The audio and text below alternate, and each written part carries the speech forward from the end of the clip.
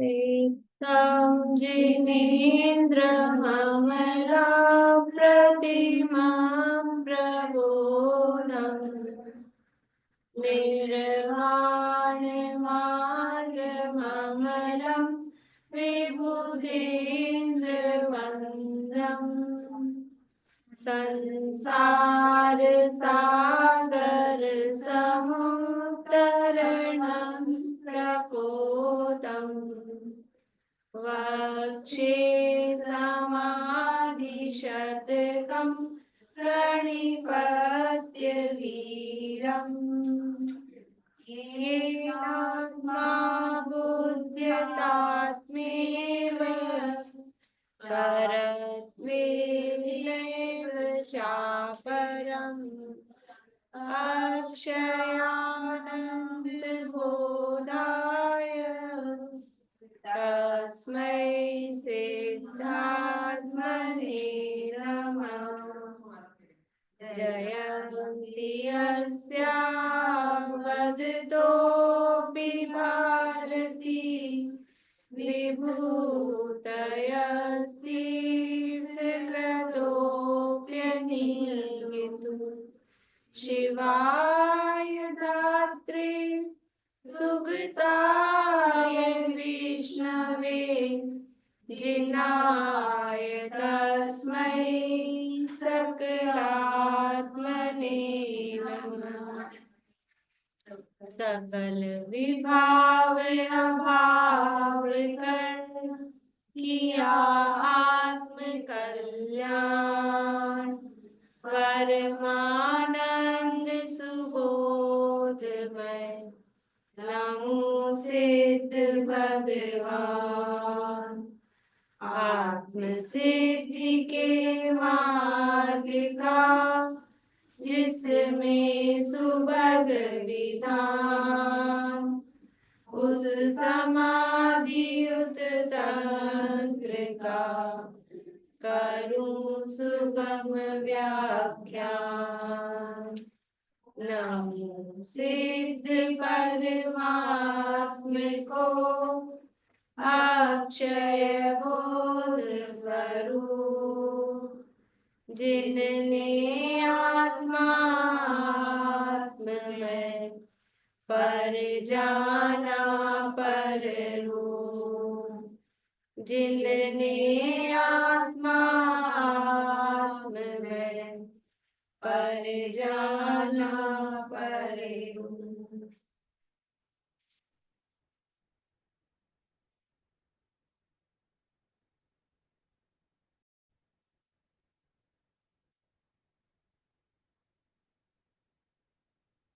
समाधि तंत्र नामक की एक ग्रंथ है, आचार्य पूज्यपाद स्वामी द्वारा रचित। हाँ, पाठ करने से फर्क पड़ता है। कल से मैं सोची हूँ अपन जो हेडिंग है उत्थानिका पढ़ के पाठ करेंगे, तो थोड़ा सा और विषय अच्छे से ख्याल में आ जाए।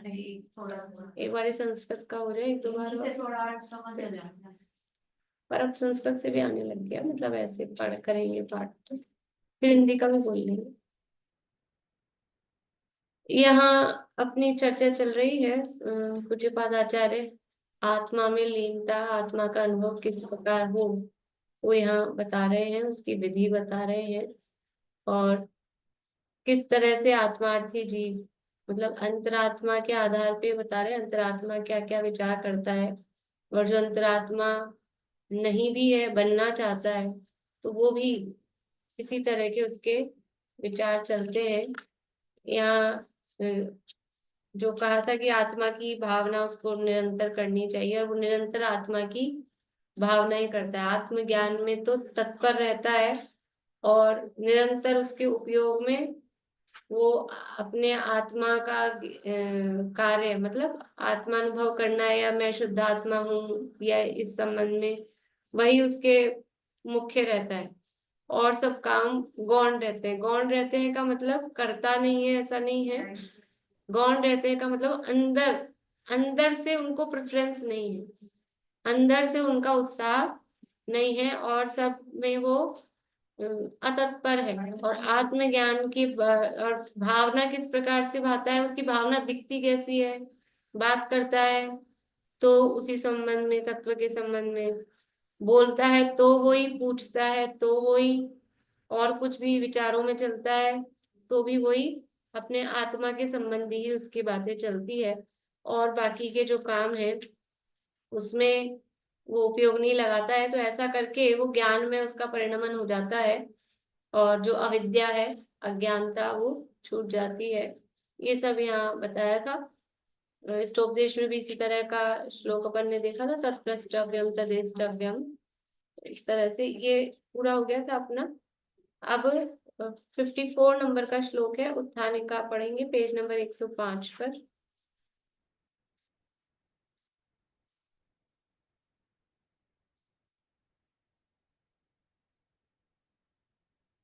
शरीर, वाणी, ये सब हो गया था ना, वित्पत्ति आचार्य का।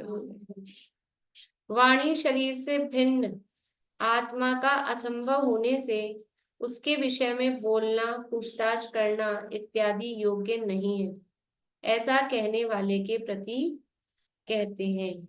यानी आत्मा, और मतलब कोई ऐसा कहे कि आत्मा कहाँ है, कि ये जो शरीर है और ये वाणी है, इससे अलावा आत्मा कहाँ होगा।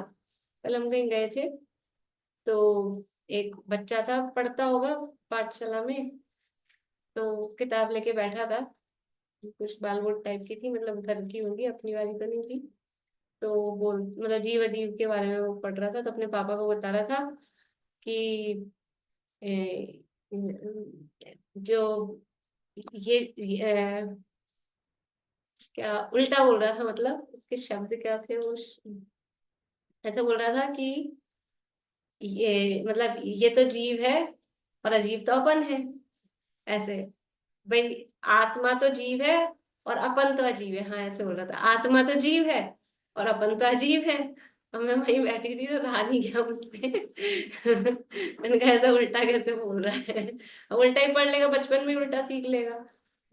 हाँ, फिर मैंने उसको समझाया, तो फिर अब वो तो छोटा बच्चा था तो बोला नहीं, चुपचाप, वो शर्मा गया थोड़ा सा कि भाई मेरी बात गलत हो गई। ऐसा करके। लेकिन मतलब ऐसा ही समझते हैं ना दुनिया में, कि जीव की बात चल रही तो आत्मा की बात चल रही, जीव की बात चल रही तो वो तो कोई और है, और अपन तो ये है, और इसको अजीब बता दिया तो फिर अपन ही अजीब हो गए। पर ये भी एक चीज, मतलब पहली बार मैंने देखने में आई कि इसको मैं मानकर इसको जीव मानने वाले तो बहुत है, लेकिन इसको मैं मानकर अपने को ही अजीब मानने वाले, ये तो मतलब अलग ही लगा कुछ। पर मान्यताएं हैं, सब तरह की मान्यताएं, अब वो बचपन से ही वो ये सीख लेगा, तो होगा 4th 5th क्लास का बच्चा, तो बचपन से यही सीख लेगा, तो यही सीख लेगा, और क्या है, ऐसा ही। तो उसके ध्यान में गलत रहते हैं, पढ़ के तो सही। हाँ, पढ़ाने वाले ने तो सही गलत नहीं पढ़ाया होगा, लेकिन वो बच्चा तो यही समझेगा ना, अभी पढ़ाने वाला फिर क्या है, पंडित लोग पंडित टाइप से पढ़ा देते हैं। बच्चों को बच्चों की तरह से भी तो समझ में आया, पढ़ाने वाले पंडित जी आए होंगे कोई, तो पंडित टाइप से पढ़ा दिया होगा, वो भी बात होती है। बोल दिया होगा ना कि आत्मा जीव है, शरीर अजीब है, हाँ, उसको तो शरीर आत्मा दिख जीव रहा है, है। तो यही तो ये बताना कि वो आत्मा मैं हूँ। इसलिए तो टोडोमैरी साहब ने लिखा है ना, जैसे किसी और की बातें कर रहा हूँ, ऐसा लगता है किसी और को किसी और से भिन्न बता रहा हूँ, शरीर जुदा है, आत्मा जुदा है, तो आत्मा होगी कहीं भटकती हुई, वही होती है आत्मा, है तो सफेद सफेद, अपन थोड़ी ना आत्मा है। ये भाव ही नहीं आता ना, ये फीलिंग नहीं आती। ये जो आत्मा जिसका नाम लिया जा रहा है, जिसकी बात चल रही है, वो मैं हूँ। इसलिए मैं अलग हूँ, शरीर मैं पना लाना चाहिए उसमें। जहां जहां आत्मा लिखा हो वहां मैं पना लाके उसको बोलना, पढ़ना, ध्यान देना चाहिए, तो फिर उससे अपनापन जुड़ता है। नहीं तो लगता है किसी और की, अपने को वैसे लगता है किसी और की बातें चल रही है, अपनी थोड़ी ना चल रही है। ऐसा लगता है। तो ये वाणी शरीर से भिन्न आत्मा का असंभव होने से, शरीर के अलावा ये जो बोल रहा है यही तो मैं हूं, ये बोल रहा है, मतलब ये शब्दों को आत्मा समझने लग जाता है। बोलने वाला, वास्तव में बोलने वाला कौन है, अगर देखा जाए ना, बोलने वाला, तो बोलने वाला तो शब्द ही है ना, भाषा वर्गना। मैं शब्द का कर्ता थोड़ी ना हूँ, मैं बोलने वाला थोड़ी ना हूँ, मैं बोलने वाले को जानने वाला हूँ, मैं बोलने वाला नहीं हूँ, मैं इस बोलने वाले को जानने वाला हूँ। पर वो मान लो इनिशियल स्टेज पे समझाते हैं जो बोल रहा है ये कौन है भाई, वो आत्मा का निमित्त प्रयत्न उसमें रहता है। लेकिन वास्तव में मैं समझती हूँ शुरू में ही, इसीलिए अपने तो बाल बोध वगैरह में शुरू में ही दी है वो चीजें, बचपन से भी समझाने के लिए भी गलत, मतलब कि बच्चा है तो कुछ भी समझा दो। बच्चे अच्छा पकड़ते हैं, सही पकड़ते हैं, और जो बचपन में पकड़ लेते हैं जो वो सेट, वो वही सेट रहता है। तो सही बात ही बता देनी चाहिए। तो पहले कुछ बताओ, फिर आजकल के बच्चे तो स्मार्ट हो गए, आपने पहले तो ये बताया था और अब ये बता रहे हो, और ये पहले क्यों नहीं बताया? अपन खाने पीने में ऐसा कर देते हैं, भी बच्चे हैं तो अभी इनको तो चलने दो थोड़ा बहुत। मेरे तो जिनम कह देता था आपने पहले क्यों नहीं बताया था ये, आप तो अब तक ऐसे ही खिला रहे थे। वे अपन सोचते ना थोड़ा बहुत, ये बच्चे हैं तो चला लो भी थोड़ा, ऐसा। तो पहली बार में ही सही बता देना चाहिए। तो वाणी शरीर से भिन्न आत्मा का असंभव होने से उसके विषय में बोलना, पूछताछ करना इत्यादि योग्य नहीं है। अब आत्मा इस शरीर और वाणी से अलग ही है ही नहीं, तो फिर अब इसके विषय में बोलना, ये पूछताछ करना, ऐसा कोई कहेगी वो योग्य ही नहीं है अलग से कुछ। तो उसके लिए कह रहे हैं, उसको जवाब दे रहे हैं। देखिए 54 नंबर का श्लोक है, 105 पेज पे। बुलवाती हूँ। ये ऐसा भी तो हो सकता है कि वो अंतरात्मा बनने की इच्छा रखता हो, अंतरात्मा हो जाओ, फिर भटक के सोचे कि शरीर और वाणी पूरी के अलावा आत्मा कुछ नहीं है, उसके भी भावना चल सकती है इस तरह की। अंतरात्मा की तो मतलब वो बहिरात्मा होने के बाद ही चलेगी, अंतरात्मा तो ऐसे कैसे चल चलेगी? सकती है ना, भटक बहिरात्मा हो जाए तो फिर चली जाएगी, उसमें तो क्या है, लंबे समय तक बहिरात्मा बना रहे तो वो वापस वही भावना सेट हो जाएगी। क्योंकि हम यहाँ आते हैं फिर किसी देर को लगता है कि ये है, अब हम बाहर करते हैं, लेकिन कभी जाते ही इसकी प्रायोरिटी हो जाती है। वो तो है ही, अभी तो अंदर से तो यहाँ पे रहते हैं तब भी खाली समझ लो परिणामों में या विकल्पों में ही आता है कि हम अलग अलग है। अभिप्राय में और श्रद्धा में, मान्यता में तो वही बैठा है कि यही मैं हूँ, तब तो यही बैठा रहता है। श्रद्धा में होता है, इसकी जरूरत नहीं पड़ती। नहीं नहीं, ऐसा नहीं है कि अभिप्राय में नहीं होता इसकी जरूरत नहीं पड़ती, इसकी जरूरत वो अलग चीज है। ये तो तत्संबंधी पर्याय की आवश्यकता है, वो अलग है। शरीर में तकलीफ होती है और उसका हम प्रोटेक्शन कर रहे हैं, वो एक अलग मैटर है। ये तो कमजोरी है, जैसे शरीर में कमजोरी है वैसे ही अपनी भूमिका में कमजोरी है। लेकिन अंदर से श्रद्धा ही हो कि ये भले ही हम उसका यूज ले रहे हैं, सब प्रोटेक्शन कर रहे हैं, पहन ओढ़ के भी आएंगे, लेकिन श्रद्धा क्या है?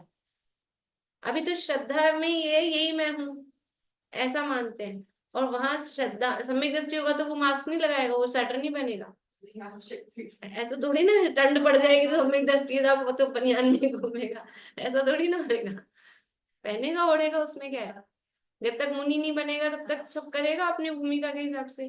पंचम गुण स्थान नहीं होगा तब तक, पंचम गुण स्थानवर्ती होगा तब वो चद्दर वद्दर टाइप से जो भी, तब भी उसमें कोई ड्रेस, वो तो वहां जाके है इलेक्शन लग की, हाँ कोई ड्रेस तो है नहीं। हाँ अशुद्ध नहीं पहनेगा, ऊनी ऊनी जो होंगे ऐसे नहीं पहनेगा, बाकी अपने हिसाब से तो ओढ़ेगा पहनेगा तो सही है, ऐसे थोड़ी ना है कि पहनेगा ओढ़ेगा ही नहीं। सुमत प्रकाश ही नहीं करते। सूती सूती पहनते ना, सर्दियां आती तो फुल स्लीव्स पहनते हैं, ऊनी नहीं पहनते। सर्दियां आएंगी तो फुल, गर्मी आएगी तो हाफ में पहनेंगे, सर्दी आएंगी तो एक और ओढ़ने का भी ले लेंगे, उसमें क्या है। हाँ थोड़ा मोटा ओढ़ने का ले लेते हैं, ऊनी का त्याग है भले, पर हाँ करेंगे तो ना, कुछ तो करेंगे ही ना। इस सिर पे बांध देते हैं स्कार्फ जैसा, मफलर स्कार्फ जो भी है। तो इससे कोई श्रद्धा में मतलब मान्यता में वो नहीं है। मान्यता अलग चीज है, शरीर का प्रोटेक्शन वो अलग चीज है, वो अलग है। मतलब मान्यता अलग ही चलती है। अभी हम भले ही हम ये दिखाते हैं कि हाँ नहीं नहीं हम तो इस शरीर को अलग मान रहे, मतलब दौड़ पहन के नहीं आएंगे, तो भी मान्यता में तो वही मान रखा है। शरीर को अपना नहीं पहनोगे ओढ़ोगे तो क्या है, उससे क्या है। इसको ऐसा कह सकते हैं क्या, एक श्रद्धा का काम की चीज और एक चारित्र्य की। हाँ हाँ, दो गुण अलग अलग है, दोनों का काम अलग अलग है, उसकी परिणति अलग चलती है, चारित्र की अलग चलती है, श्रद्धा की अलग चलती है।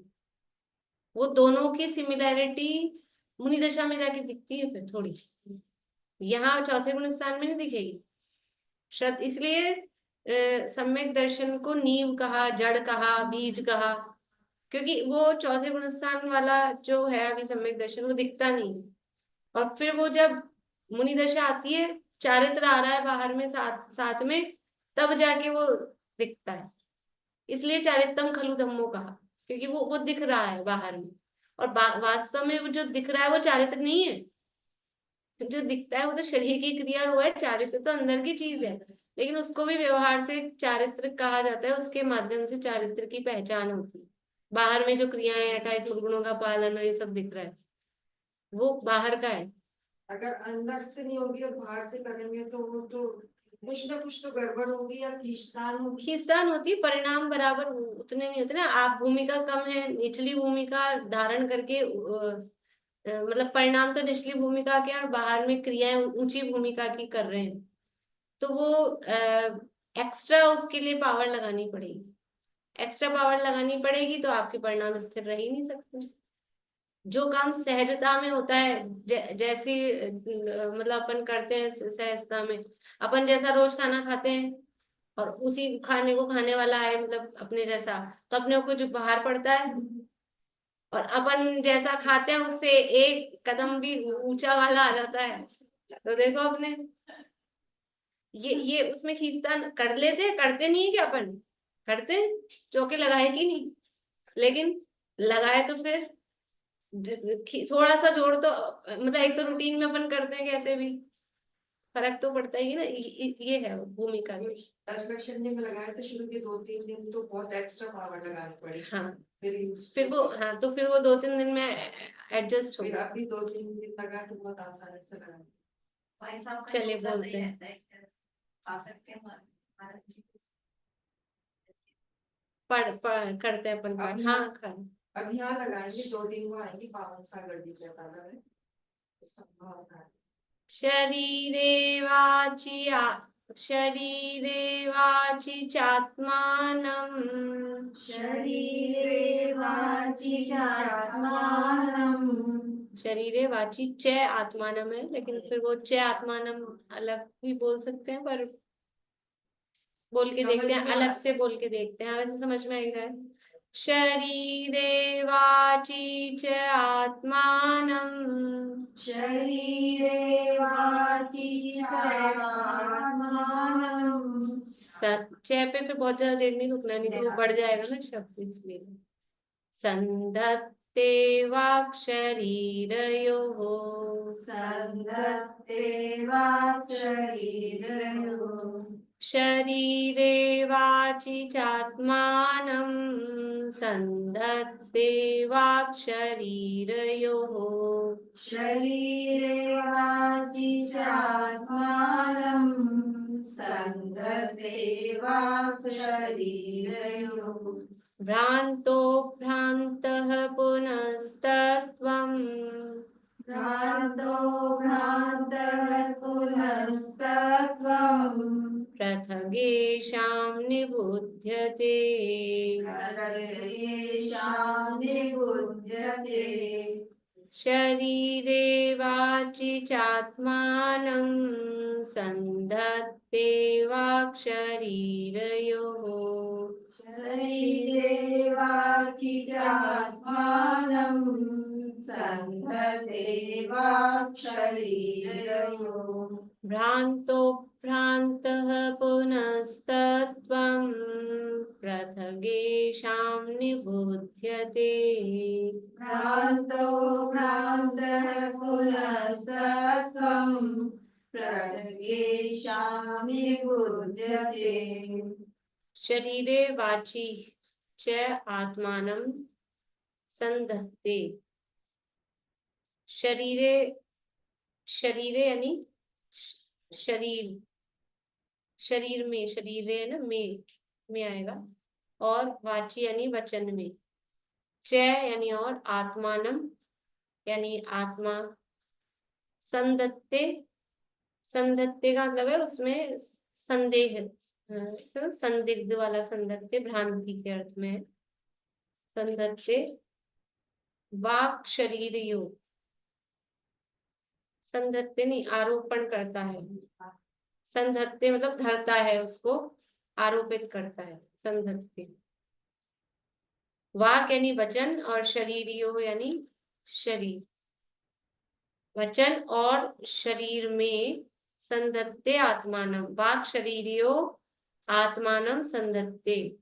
वचन और नहीं, भ्रांतो, वा इधर से जुड़ेगा, फिर से देखिए, वाक शरीरियो भ्रांत है ना, वाक शरीरियो नीचे वाली लाइन से भ्रांति लेंगे। वचन और शरीर में जिसको भ्रांति है, किसकी भ्रांति है? आत्मा पने की जिसको भ्रांति हो रही है, वो शरीरे वाची च आत्मानम संधत्ते, वो शरीर में और वचन में आत्मा को धरता है, मानता है। मतलब जिसको शरीर में और वचनों में भ्रांति है, तो उसका भी सही स्वरूप नहीं जान रहा, आत्मा का भी सही स्वरूप नहीं जान रहा। तो वाक शरीरियो भ्रांतः, वचन और शरीर में जिसको भ्रांति है, तो शरीरे वाची च आत्मानम संधत्ते, वो शरीर और वचन में आत्मा को धरता है, मानता है, ऐसा। पुनः तत्वम नहीं, अभ्रांतः पुनः तत्वम, और जिसको अभ्रांत है, ये साइलेंट है, बोलने में नहीं आता, पर वो है, अभ्रांत है। और जिसको भ्रांति नहीं है, किसकी भ्रांति नहीं है? वचन और शरीर में जिसको भ्रांति नहीं है, वह तत्वम पृथक एषाम निबुध्यते, वो एषाम तत्वम, वो इस जो वचन और शरीर है उससे पृथक, पृथक एषाम, इन वचन और शरीर से पृथक, वो निबुद्ध तत्वम यानी तत्व को, यानी अपने आत्मा को, निबुध्यते, बुध्यते यानी ज्ञान के अर्थ में, और निबुध्यते भी मतलब जानता है, अच्छी तरह से जानता है। और पुनः मतलब किंतु करके, परंतु करके, लेकिन, ऐसा। एक बार और देख लीजिए। ये वाक शरीर और शरीर वाची और दो बार वाक शरीरियो तो इधर है कि वचन और शरीर में जिसको भ्रांति है, वो वाक शरीर, और फिर दोबारा से शरीर वाची, मतलब वो उसको शरीर और वचन में वो आत्मा को धरता है। जिसको शरीर और वचन में आत्मा पने की भ्रांति है, वो शरीर और वचन में आत्मा को धरता है, मानता है। लेकिन पुनः जो इनके संबंध में अभ्रांत है, अब दोबारा नहीं लिखा, वो इसी से ऊपर से लेना, भ्रांतो अभ्रांति से एक साथ दिया। तो वचन और शरीर में जिसकी अभ्रांति है, मतलब वो सही जानता है, वो एशाम पृथक, एशाम तत्वम पृथक निबुध्यते, वो इनसे, किनसे? वचन और शरीर से तत्व को पृथक जानता है, ऐसा। देखिए अन्वय, दोनों बार एक भ्रांति वाले में आ रहा, शरीर और वाची और वाक शरीर। हाँ, मतलब उसको अपन मध्य दीपक कह सकते हैं कि इधर भी जोड़ना उधर भी जोड़ना। एक बार लिख दिया शरीर वचन, मतलब दो बार लिखा, एक बार पहले लगाने के लिए, एक बार बाद में लगाने के लिए, लेकिन अभ्रांति वाले के साथ भी वो लगा लेना। अन्व्यार्थ, वचन और शरीर में जिसकी भ्रांति हो रही है, वाक शरीरियो भ्रांत है, वचन और शरीर में जिसकी भ्रांति हो रही है, जो उनके वास्तविक स्वरूप को नहीं समझता, ऐसा बहिरात्मा। वचन और शरीर के वास्तविक स्वरूप को समझना है कि आत्मा के स्वरूप को? अरे वचन और शरीर का भी तो सही स्वरूप समझ लेगा तो वो पुद्गल है, समझ लेगा तो फिर मैं जीव हूँ, ये समझ में आएगा। तो वचन और शरीर में जिसको भ्रांति हो रही है, जो उनके वास्तविक स्वरूप को नहीं समझता, ऐसा बहिरात्मा वाची शरीरे च, वचन और शरीर में आत्मानम संधते, आत्मा का आरोपण करता है। जिसको ये वचन और शरीर, देखो वचनों का तो ये अपने जो अध्यात्म पढ़ते हैं ना, एक तो समझ लो जैन दर्शन में, और उसमें भी जो अपन अध्यात्म पढ़ते हैं कि ये वचन है, ये पुद्गल है, और चीजें तो फिर भी जड़ अचेतन दिखती हैं, शब्द, और फिर वो तो मैं ही बोल रहा हूँ। तो इनको पुद्गल समझना, वो मतलब थोड़ा जो बुद्धिशील होगा, दिमाग लगाएगा, वही समझ सकेगा। क्योंकि समझने में समझ सकते हैं, क्योंकि शब्दों को पकड़ के रिकॉर्ड किया गया है, ये सब हुआ है, तो पुद्गल है, तब तो पकड़ के किया है ना। अगर शब्द जीव होते तो ये बोलता है, ये बोलता है, टेप रिकॉर्डर बोलता है, तो उतना तो समझ में आता है। लेकिन साधारण जो बिल्कुल जो दिमाग नहीं लगाते, विचार नहीं करते, उसको लगता है यही है, ऐसे। क्योंकि जीव है अपनी मन को ध्यान से समझता हाँ, मन तो आत्मा ही, मन तो यूज ही आत्मा और मन तो एक ही काम में लेते हैं। कुछ बोल रहे हैं? समझ में तो आता होगा ना, क्योंकि मरण होने पर फिर शब्द नहीं निकल सकते। अपन इतना दिमाग कौन लगाए? अभी तो जिंदा आदमी में ही बोलते हुए कोई देख, मतलब दिमाग लगाने वो तो मैं बोल रही हूँ, दिमाग लगाए तो आए समझ में, दिमाग नहीं लगाते ना सामान्य जनता। देखो, तो ऐसा बहिरात्मा वचन और शरीर में आत्मानम संधते, आत्मा का आरोपण करता है, अर्थात वचन को तथा शरीर को आत्मा मानता है। पुनः किंतु अभ्रांत वचन और शरीर में आत्मा की भ्रांति न रखने वाला ज्ञानी पुरुष एषाम तत्वम, इन शरीर और वचन के स्वरूप को पृथक आत्मा से भिन्न निबुध्यते, जानता है। श्लोक और पद्यानुवाद का पाठ कर लेते हैं। शरीरे वाचि चात्मानं संधत्ते वाक् शरीरयो, भ्रान्तो भ्रान्तः पुनस्तत्त्वं, पृथगेषां निबुध्यते। तन वच तन में मूढ़ चित, जुड़े वचन तन संग, भ्रांति रहित तन वचन में, चित्त को गिने असंग। बोलिए अशांति, आवाज चल करिए। वाणी तो क्या है, जब वो बोलेगा तो भाव तो आत्मा करेगी ना बोलने के। भाव आत्मा के हैं, लेकिन वचन जो ये शब्द है हाँ वो पुद्गल है वो वो। उद्गल है। हाँ लेकिन पर भाव ऐसा तो। बोलते ना, हाँ भाव तो आत्मा के हैं, पर समझाने के लिए ऐसे बोलते हैं ना, अपन ही नहीं बोलते कि बोल रहा है वो कौन है, नहीं तो फिर आप इनको बोल रहा है वो कनेक्ट तो। जीवित है, ऐसा ही तो बोलते हैं अपन। भाव तो फिर आप इनको कैसे डिस्कनेक्ट कर रहे हो? भाव तो आत्मा कर ही रही है ना बोल भाव के। आत्मा कर रहे हैं, लेकिन ये जो बोल रहा है, ये बोल रहा है, तो अभी मैंने कहा था ना थोड़ी देर पहले कि बोलने का उपादान करता कौन है? जीव के भाव उसमें निमित्त हैं, उपादान तो वो शब्द भाषा वर्गना ही है। हाँ इसलिए जो बोल रहा है तो उपादान की तरफ से देखेंगे तो ये भाषा वर्गना पुद्गल ही बोल रहा है। हाँ जीव के भाव केवल निमित्त हैं, ये कितने कितने साथ में ये तालु होठ, और ये कौन सा शब्द दांत से टच होके निकलेगा, कौन सा शब्द जीभ से टच होके निकलेगा, कौन सा होठ से टच होके निकलेगा, सारे शब्द अलग अलग है ना, दंती से और तालवी से, तभी तो अंतर करते हैं। तो वो उसका कर्ता तो पुद्गल ही है, और उसमें अंतरंग निमित्त भी ये पुद्गल ही है।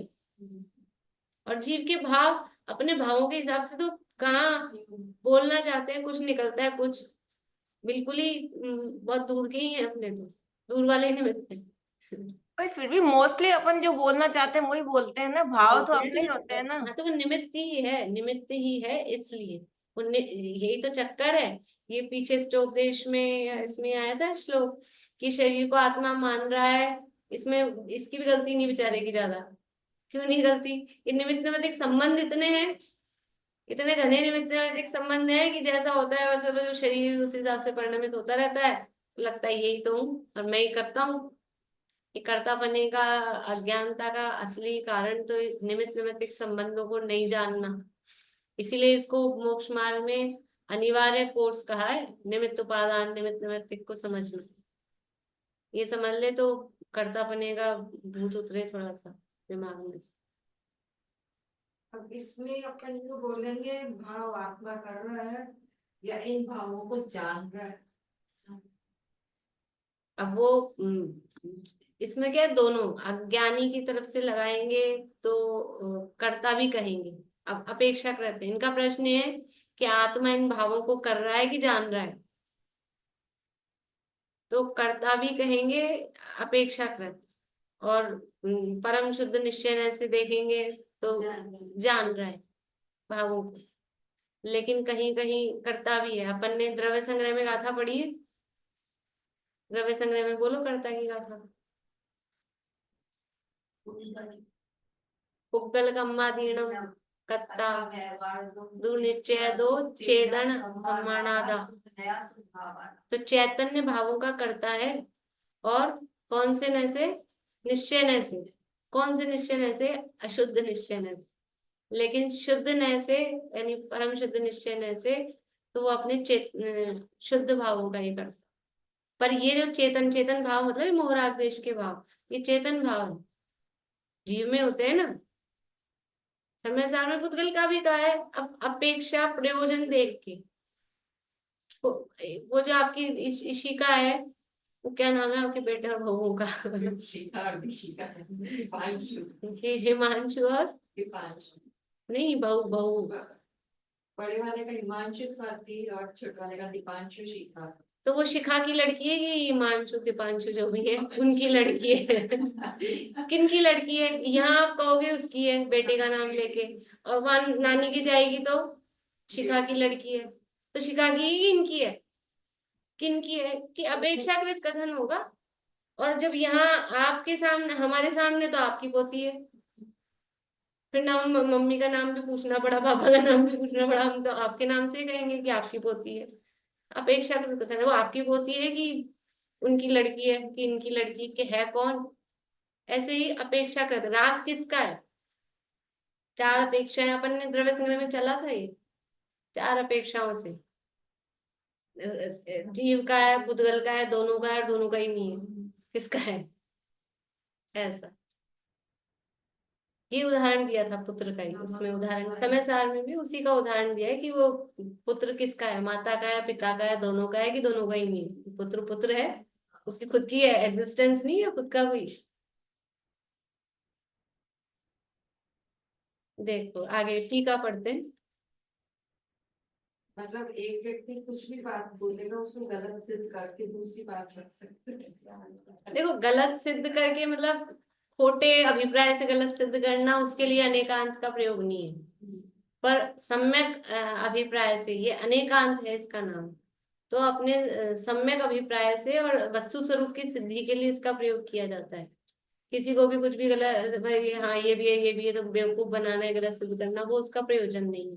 वस्तु स्वरूप का सही निर्णय करना, वस्तु स्वरूप का सही दिग्दर्शन करना, वो उसका स्वरूप है। अपेक्षा करता जीव शुद्ध है कि अशुद्ध अभी संसार अवस्था में, तो अपेक्षाकृत ही कथन किया जाएगा ना।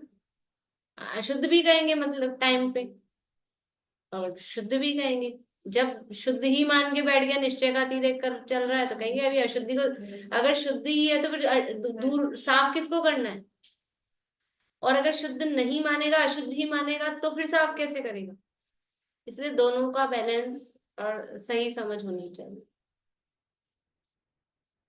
टीका संधान करता है अर्थात आरोपित करता है, किसको? आत्मा को। किसमें? शरीर और वाणी में। वह मूड कौन है? देखो कह रहे हो तो कौन कर रहा है ऐसा काम? मूर्ख कौन है? वो मूड तो शब्द अच्छा है, थोड़ा स्टैंडर्ड का है, सीधा सीधा लिखते हो। मूर्ख कौन है? वाणी और शरीर में भ्रांति वाला। अभी अपने को से रही वो मूर्ख कौन है कि ये रहा इधर, ये है वो मूर्ख। वाणी और शरीर में भ्रांति वाला अर्थात वाणी वह आत्मा, शरीर वह आत्मा, ऐसी विपरीत मान्यता वाला बहिरात्मा है। परंतु उन दोनों में जिसको भ्रांति नहीं है, अर्थात उन दोनों के स्वरूप को यथार्थ रूप से जानता है, वह अंतरात्मा उनके अर्थात वाणी, शरीर और आत्मा के तत्व को अर्थात स्वरूप को पृथक एक दूसरे से भिन्न जानता है, निश्चित करता है। मतलब जो दोनों को, वाणी शरीर को तो एक कैटेगरी में रखा और आत्मा यानी मैं वो अलग कैटेगरी में है, दोनों को अलग अलग जानता है। भावार्थ, वास्तव में शरीर और वाणी पुद्गल की रचना है। उसमें लिखा है सूत्र है, शरीर वांग मन है प्राणा पाणा पुद्गला नाम। शरीर वचन मन और श्वासोश्वास ये सब पुद्गल द्रव्य के उपकार में सूत्र है, चतुर्थ सूत्र में। तो वास्तव में शरीर और वाणी पुद्गल की रचना है, वह मूर्तिक जड़ है और आत्म स्वभाव से विपरीत लक्षण वाले हैं। तथापि अज्ञानी बहिरात्मा उसमें आत्म बुद्धि करता है, उनको आत्मा मानता है, यह उसका भ्रम है। देखो अभी आप पूछ रहे थे ना कि भाव तो जीव के ही होते हैं, भाव तो जीव है, भाव चेतन है। जैसे ये जो प्रकरण चल रहा है, तो भाव जीव कर रहा है इसलिए उसको चेतन के कहते हैं। लेकिन क्या वो भाव स्वयं चेतन है? क्या क्रोध अपने आप को जानता है कि मैं क्रोध हूँ? क्रोध भाव, क्रोध नाम का द्रव्य कर्म नहीं, क्रोध नाम का द्रव्य कर्म भी है, चाहे तुम होने की प्रकृति। क्रोध का जो भाव है, क्या वो भाव अपने आप को जानता है क्या कि मैं क्रोध हूँ? इससे इससे ये भेद ज्ञान समझ में आता है। जानने वाला अलग खड़ा है, साक्षी। जो नए पढ़े थे ना अपन ने, गुणी नय, गुणी नय, कर्तृ नय, कर्तृ नय, ये वो एक अलग खड़ा है। ये क्रोध हो रहा है, इस होते हुए भाव को जानने वाला वो मैं, वो अलग हूँ।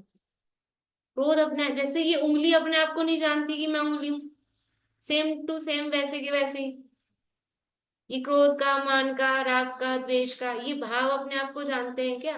क्योंकि आत्मा का लक्षण इसलिए ज्ञान, कि जो जानता है वो मैं हूं, वो आत्मा हूं। इसलिए ये क्रोधादि भाव मेरे नहीं। उपयोग में उपयोग है, क्रोधादि में उपयोग ना। क्रोधादि में उपयोग यानी चैतन्यता, वो नहीं। इससे भेद ज्ञान समझ में आता है। अब इस विचार को लेके बैठ जाए ना अभी, मतलब बस ये भेद ज्ञान है और क्या है। 2 मिनट का काम है, 2 मिनट भी बहुत बड़े हैं, 2 सेकंड भी बहुत बड़े हैं। बस वो चीज टच हो जाए, उतने से चिन्हगारी। ये वास्तव में शरीर और वाणी भावार्थ है, उद्गल की नहीं, रचना है। आप एक बात आपने कहा कि क्रोध भाव अजीब है,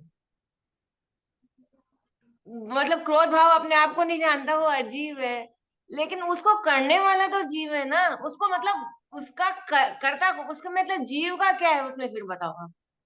जीव में, क्रोध अजीब है, सब सारे जीव में भाव हो रहा अजीब है, जीव में हो रहा है। लेकिन क्या अगर जीव का कर्ता मान के बैठे रहेंगे तो फिर उसको रखना है क्या? क्या करना है आपको?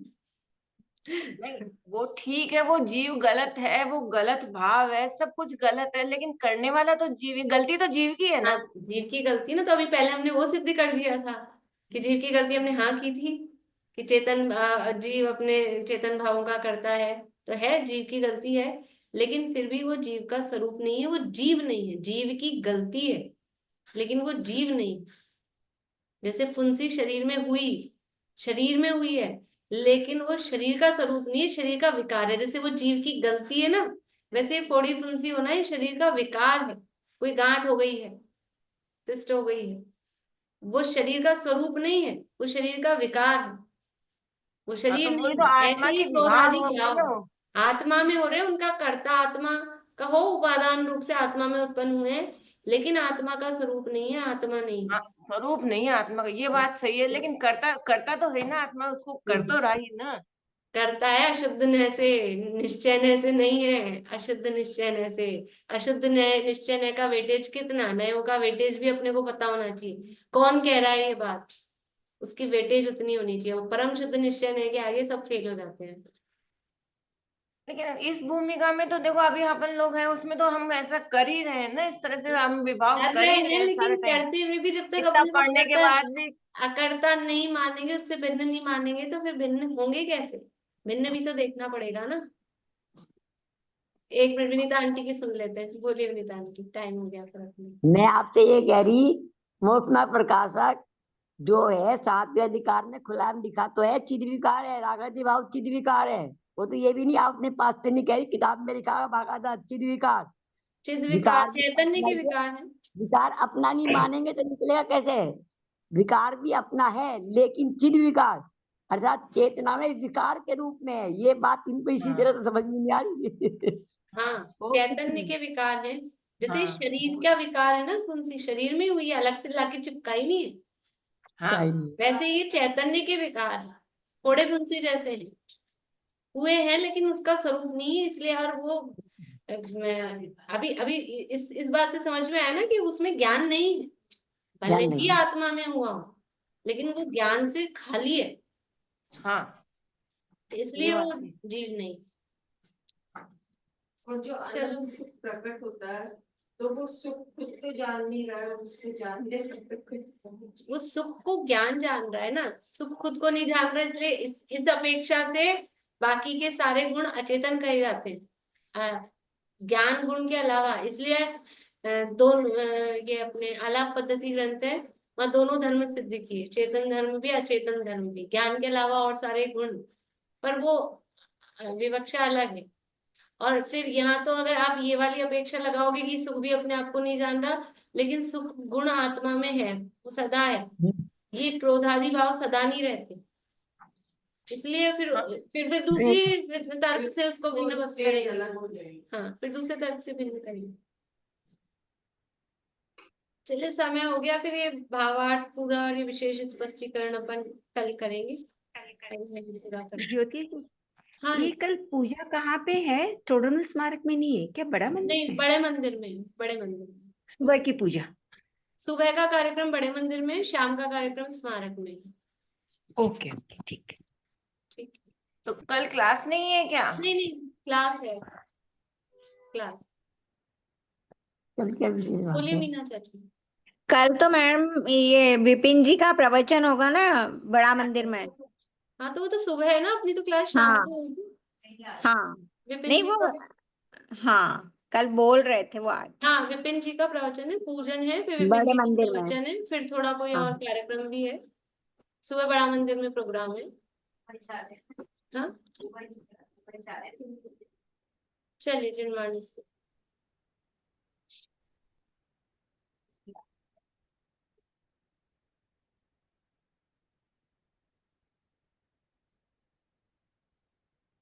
अहिंसा मई हो प्रवृत्ति सहज ही, जीवन का आधार हो सत्य सुखमय, अचौर जाने पर प्रीति त्यागे, परमशील वर्ते रहे सहज निर्भय, महाक्लेशकारी